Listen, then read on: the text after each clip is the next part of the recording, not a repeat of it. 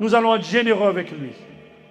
Et Hatim ibn Adi, il vient voir le prophète sallallahu alayhi wa sallam.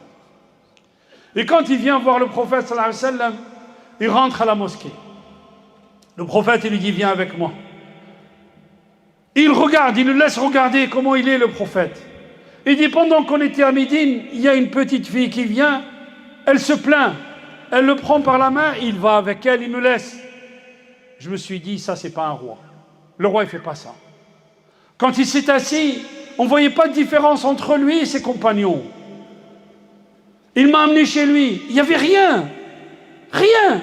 Il y avait un coussin dans lequel il y avait alief, les feuilles de palmier, dans un djil, dans un pot en cuir. Il lui jette à Hatim, il dit, assis-toi là-dessus. Il dit, non, non, non, assis-toi toi. Non, non, Rasul dit, assis-toi dessus. Il dit, ya Hatim, quelqu'un de si intelligent comme toi, pourquoi tu ne reconnais pas l'islam? Le gars, il se tait. Il dit, alasta ala al-rukusiyya. Tu n'es pas sur une religion entre le christianisme et le sabéen, entre les chrétiens et les sabéens.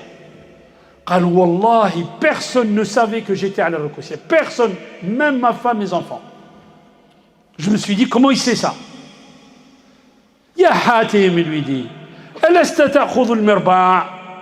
Tu ne prends pas le quart de tes sujets, le quart de ce que possèdent tes sujets.